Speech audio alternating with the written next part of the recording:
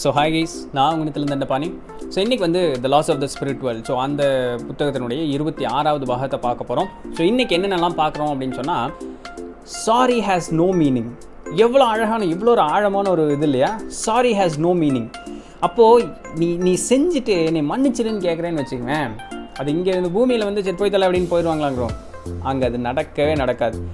செய்ததற்கு உண்டான பலனை அனுபவித்தே தீர வேண்டும்ங்கிறது இந்த பிரபஞ்ச நியதி. அதை அனுபவிச்சு தாங்க ஆகணும். இப்படி தான் ஆரம்பிக்குது கர்மம் அப்படின்னு சொல்லக்கூடியது. அப்போ கர்மம்னா என்ன, அதற்கு உண்டான புரிதல் என்ன?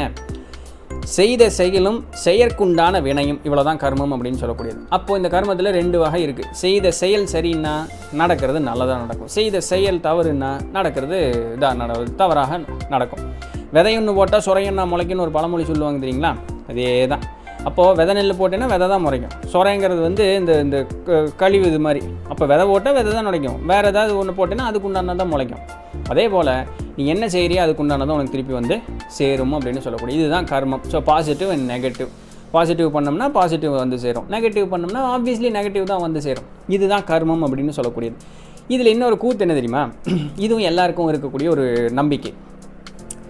நான் வந்து பாசிட்டிவ் விஷயங்கள் நிறைய வாழ்க்கையில் நிறைய தவறுகள் செஞ்சுட்டேங்க. ஓகே, நான் வந்து இன்றைக்கி திருந்திட்டேன், நான் நிறைய நல்லது செய்ய ஆரம்பிச்சிட்டேன். இந்த நல்லது செய்யும் பொழுது அந்த கெடுதல் பலன்கள் எல்லாமே குறைஞ்சி போயிடும். அதாவது இப்படி நெகட்டிவ் இருக்குது, பாசிட்டிவ் ஏற்றிட்டே வந்தேன்னா இந்த பாசிட்டிவ் எல்லாம் சேர்ந்து இந்த நெகட்டிவ் குறைச்சிருமா அப்படின்னு கேட்டால் கிடையாது.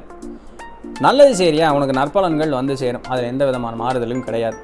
நல்லது செய்கிறேன்னா உனக்கு கண்டிப்பாக அதுக்கு உண்டான நற்பலன்கள் வரும். இந்த நல்லது செய்கிறதுனால இந்த கெடுபலன்கள் குறைஞ்சிருமா அப்படின்னு கேட்டால் வாய்ப்பே இல்லை. செய்த தவறுக்கு உண்டான தண்டனை யாராக இருந்தாலும் அனுபவித்தே தீர வேண்டும். தவறு செய்தவன் தண்டனை அனுபவிச்சே தீர வேண்டும். இதில் மாற்று கருத்தே கிடையாது. This is also a universal law. This is God's law. தவறுக்கு உண்டான தண்டனையை ஒருத்தன் அனுபவித்தே தீர வேண்டும். தவறு செஞ்சேன்னா தவறுக்குன்னு உண்டான தண்டனை நீ அனுபவிச்சே தரணும். அந்த தண்டனையும் யார் கொடுக்குறது? நம்மளுடைய ஆழ் மனசு தான் நம்மளுக்கு கொடுக்கும், நம்மளுடைய சப்கான்ஷியஸ் தான் நம்மளுக்கு கொடுக்கும். அது எந்த மாதிரி தண்டனைகள், எப்படி நமக்கு வந்து அந்த ஒரு கர்மம் அப்படிங்கிறதுக்கு உண்டான தண்டனைகள் வந்து சேருது அப்படின்னு பாருங்களேன். மென்டல், ஸோ மனதளவில் நடக்கக்கூடிய பாதிப்புகள், ஃபிசிக்கல் உடல் அளவில் நடக்கக்கூடிய பாதிப்புகள், இமோஷனல் உணர்வுகள் நேரமாக நடக்கக்கூடிய பாதிப்புகள், இந்த மாதிரி பிரச்சனைகள் மூலமாக நாம் செய்த தவறான ஒரு காரியங்களுக்கு உண்டான தண்டனைகள் அப்படிங்கிறது நம்மளை வந்து சேருது. இது எந்தெந்த இடத்துலலாம்? உடல்நிலை, ஹெல்த் மூலமாக, குடும்பம், ஃபேமிலி மூலமாக, காசு பணம், மணி, அது மூலமாக, என்ன சொல்கிறது, லீகல் ஆக்டிவிட்டிஸ், இந்த அரசாங்க சார்ந்த விஷயங்கள் மூலமாக, அந்த மாதிரி நிறைய வழிகளில் வந்து நமக்கு இந்த துன்பம், உடலாலும் மனதாலும் உணர்வுகளாலும் நமக்கு ஏற்படக்கூடிய துன்பங்கள் அப்படிங்கிறது நம்மை வந்து சேருகிறது. தவறு அப்போது அதிகமாக புண்ணியம் செஞ்சுருக்கேன், அந்த தவறும் செஞ்சுருக்கான்னு வச்சிங்களேன், அதற்குண்டான அந்த ஒரு துன்பத்தை அனுபவிக்கும் பொழுது அந்த நல்லது செஞ்சதுக்குண்டான ஒரு நேரத்தில் வந்து டக்குன்னு ஏதோ ஒன்றில் காப்பாற்றிட்டு போகிறோம். யார் செஞ்ச புண்ணியமோ திடீர்னு வந்து கடவுள் மாதிரி குறுக்க வந்து காப்பாற்றினாங்க. இந்த வார்த்தை பேசியிருக்கீங்களா உங்களுடைய வாழ்க்கையில்? இதுதான் அது. அப்போ அந்த தவறுக்குண்டான தண்டனை அனுபவிக்கிறக்கூடிய காலத்தில் அந்த துன்பம் நம்மளுக்கு வந்து வாட்டும் பொழுது அந்த சாமின்னு என்ன பண்ணணுமோ எனக்கு தெரியல, என்னை மன்னிச்சிரு மனதார அப்படி வேண்டும் பொழுது அந்த நற்பலன்கள் அப்படிங்கிறது கண்டிப்பாக வந்து நம்மளை காப்பாற்றிடும். அப்படிங்கிறது ஒன்று சேர்த்து வச்சுருந்தீங்கன்னா, இல்லாட்டி அனுபவிச்சுக்கிட்டே இருக்க வேண்டியதுதான். இது ஒன்று. அடுத்தது, உடல்நிலையினுடைய பாதிப்புகள் மூலமாக நம்மளுடைய கர்மங்கள் நமக்கு கழிகிறது.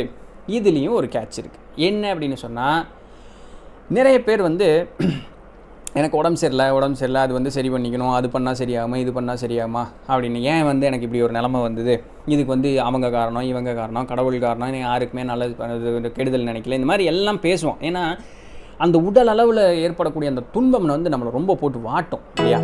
இதில் என்ன கேட்ச் அப்படிங்கன்னா, உடல் நோயின் மூலமாக என்னுடைய கர்மத்தை கழித்துக் கொள்கிறேன், அதற்கு இப்படி ஒரு நோயை நான் ஏற்றுக்கொள்கிறேங்கிற அந்த முடிவையே நம்ம தான் எடுத்துகிட்டு வரணும். மேலிருந்து இங்கே வரும்பொழுது இந்த காலகட்டத்தில் நான் இப்படிப்பட்ட ஒரு நோயும் அதற்குண்டான துன்பத்தையும் நான் அனுபவிக்கிறேனுங்கிற அந்த முடிவையை நம்ம தான் எடுத்துகிட்டு வருவோமாம்மா. என்ன கூத்து வருங்க. அப்போது இந்த உலகத்துக்கு வந்ததுக்கப்புறம் அந்த நோயினால் ஏற்படக்கூடிய துன்பம் வருது அப்படின்னு சொன்னால் அதை நம்ம மனப்பூர்வமாக ஏற்றுக்குங்க. ஆனால் நீ தான் ஏன் வாங்கிட்டு வந்திருக்க, இதற்குண்டான சொல்யூஷன் தேடிட்டு போய் நீ தப்பிச்சிட்டேன்னு வச்சுக்குவேன் ஏதோ ஒரு வழியில். அதான் சொன்னமே, ஃப்ரீ வில் அப்படின்னு ஒன்று இருக்குது. நீ தப்பிக்க முடியும்னா தப்பிக்க முடியும், தப்பிச்சிட்டேன்னு வச்சுக்குவேன். அப்போ அந்த கர்மம், அப்போ அந்த பேலன்ஸ் நிற்கிறது என்ன? நீ துன்பப்பட்டால் தான் இந்த கர்மம் கழியும், நீ இன்னும் திருந்துறதுக்கு இது இருக்குது அப்படின்னு சொன்னால் அது ஆட் ஆகிட்டே இருக்கும். நீ பல பிறவிகள் எடுத்து அந்த துன்பத்தை நீ ஏதோ ஒரு வகையில் தீர்த்தே ஆக வேண்டும். அதற்கு இந்த பிறவி இப்போ உங்கள் கையில் இருக்குல்ல, பேசாமல் அந்த துன்பத்தை அனுபவிச்சுட்டு போயிட்டே இரு. மன தைரியத்தோட பக்குவத்தோட அமைதியாயிரு. இறைவன்கிட்ட நித்தம் என்னை மன்னிச்சிடு, நான் என்ன தவறு செய்திருந்தாலும் என்னை மன்னிச்சிடு, என்னை நல்வழி கூட்டி போ அப்படின்னு சொல்லி அவர்கிட்ட வேண்டிட்டு ஏற்படக்கூடிய துன்பத்தை முழுவதும் அனுபவித்து தீர்த்து விடுங்கள். அதற்குண்டான தீர்வுகளையோ வழிகளையோ பார்ப்பதை நிறுத்தி விடுங்கள் அப்படின்னு வந்து சொல்கிறாங்க. அப்போது உடல் அளவில் ஏற்படக்கூடிய அந்த ஒரு துன்பம்னா, பொதுவாகவே மனுஷ வாழ்க்கையில் என்ன துன்பம் வந்தாலுமே அது நாம் சேர்த்து வைத்த கர்மங்களை பொறுத்தது.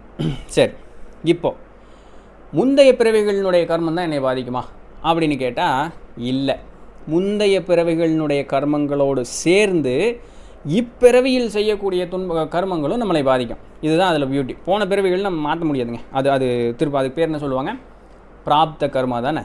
ஸோ அதை நம்மளை வந்து துரத்திட்டு வந்துக்கிட்டே இருக்கும். அதை நம்ம கண்டிப்பாக அனுபவிச்சே தான் ஆகணும். அப்போ அதிலிருந்து தப்பிக்கிறதுக்கு தான் நம்ம வந்து அந்த பரிகாரம் செய்கிறது, அதை பண்ணுறது இதை பண்ணுறதுன்னு சொல்லி ஏதோ ஒரு வகையில் தப்பிச்சிடறோம். அப்போ அது முழுசாக நெகேட் ஆயிரும், அது முழுசாக இல்லாமல் தீர்ந்து போயிருமா அப்படின்னு கேட்டால் கிடையாது. அது பெண்டிங் நின்றுக்கிட்டே இருக்கும். அடுத்து வரக்கூடிய பிறவிகளில் அது சேர்ந்துக்கிட்டே இருக்கும், அடிஷன் ஆகிக்கிட்டே இருக்கும். இது ஒன்றா இதை ஒன்று பிடிச்சிக்கிட்டு கூட்டிகிட்டே வந்துக்கிட்டு இருக்கிறோமா, இந்த பிறவியில் தவறான ஒரு வாழ்க்கையை வாழ்கிறோம், என்ன ஆகிறது? அப்போ இந்த பிறவிலையும் அடிஷ்னலாக சேர்ந்துக்கிட்டே இருக்கும்.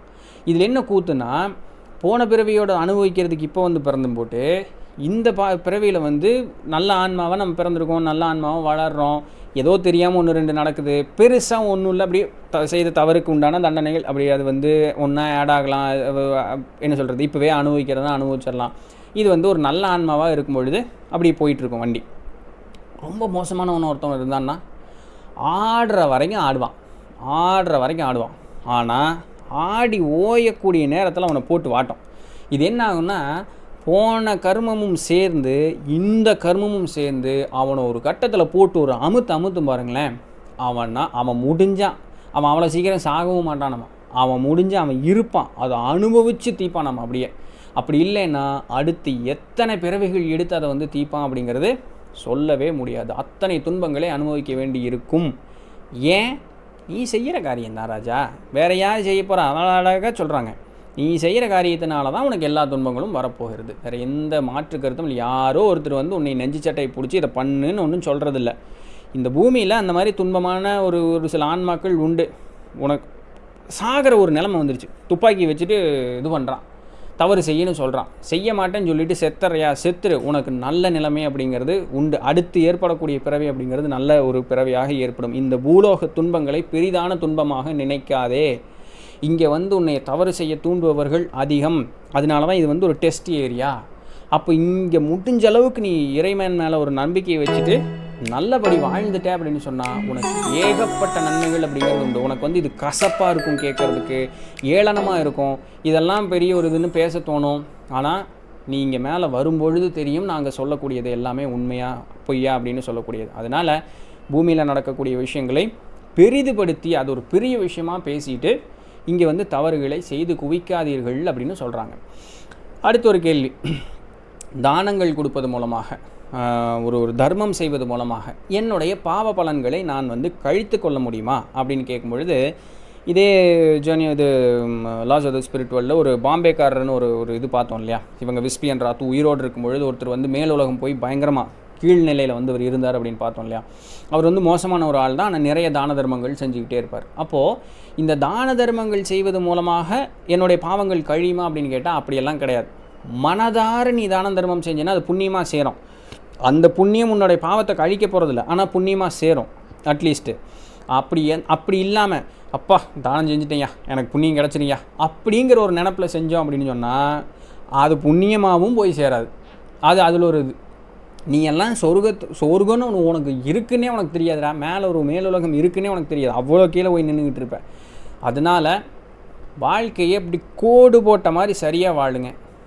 கஷ்டம்தான், துன்பந்தான், உலகம் அப்படி தான் இருக்குது, ஒன்றும் செய்து கொள்வதற்கு இல்லை. நீ உன்னைய திருத்திட்டு நீ நல்ல நிலைமைக்கு மேலே வரணும் அப்படிங்கிற அந்த ஒரு காரணத்திற்காக மட்டும்தான் நீ பிறப்படுத்திருக்க. அதை மட்டும் ஃபோக்கஸ் பண்ணு, மித்தது எல்லாத்தையும் விட்டுரு. நிம்மதியாகவும் சரியான வாழ்க்கையும் வாழ். உன்னுடைய தேவைகளுக்காக, உன்னுடைய சிற்றின்பத்திற்காகவும், உன்னுடைய ஒரு விருப்பு வெறுப்பிற்காகவும் எந்த ஒரு லெங்க்த்துக்கும் நான் போவேன்னு இறங்காது. அது தவறுன்னு தெரிஞ்சதுன்னா அதை விட்டுரு. அது டெம்பரவரி ஒரு ஹாப்பினஸ்க்காக நீ வந்து அந்த ஒரு காரியத்தை செஞ்சிடாத. உன்னுடைய ஆழ்மனசை சொல்கிறத நித்தம் கேட்டு நட, அதுதான் உன்னை காப்பாற்றும் அப்படிங்கிறது. இல்லாட்டி கர்மம் அப்படிங்கிறது சேர்ந்து சேர்ந்து சேர்ந்து சேர்ந்து உன்னை வாட்டி தள்ளிடும். மேலுலகம், நிம்மதி, சுகம், அடுத்த பிறவியும் நன்மையான பிறவிங்கிறது எதுவுமே உனக்கு அப்படி ஒன்று இருக்குன்னே தெரியாமல் நீ போயிடுவேன். கீழே உலகத்தில் திருப்பியும் இங்கேயும் கஷ்டப்பட்டு கடவுள் இல்லைன்னு சொல்லி, அது இல்லைன்னு சொல்லி, இது இல்லைன்னு சொல்லி எல்லாம் மோசம் சொல்லுவேன். மேலே வந்தாலும் அதே நிலமை தான் உனக்கு இருக்கும். ஏன்னா அந்த ஒரு ஹையர் லெவல் இருக்குன்னே உனக்கு தெரியாது. உன்னை யாருமே மேலே வான்னு சொல்லி வலுக்கட்டாயப்படுத்தி இழுத்துட்டெல்லாம் அங்கே யாரும் வரமாட்டாங்க. தான் ஃப்ரீவில். நீயா விருப்பப்பட்டு மேலே வர்றேன், நான் வந்து ஒரு நல்ல நிலைமைக்கு வர்றேன், நான் முன்னேற்றிக்கிறேன்னு சொன்னேன்னா உதவுறதுக்கு கண்டிப்பாக வருவாங்க. அது வரைக்கும் அவங்க பேசாமல் தான் இருப்பாங்க. இத்தனை விஷயங்கள் உண்டு. மனித வாழ்க்கையை சரியாக வாழ்ந்து கொள்ளுங்கள் அப்படிங்கிறாங்க. ஸோ இன்றைக்கி உண்டான பதிவு கொஞ்சம் கடுமையானதாகவும் ஏற்றுக்கொள்வதற்கு வந்து ஒரு மாதிரி இருக்கத்தான் செய்யும். அடுத்து இன்னும் கர்மம் அவ்வளோ சீக்கிரம் முடியல, இன்னும் தலைப்புகள் இருக்குது. நாளைக்கு அப்படி தொடர்ந்து பார்ப்போம் என்னென்னலாம் வருது அப்படின்னு சொல்லிட்டு. ஸோ இதுதான் இன்றைக்கு உண்டான பதிவு. நாளை சந்திப்போம். அதுவரையும் தொடர்ந்து நிதிர்கள். நான் நன்றி.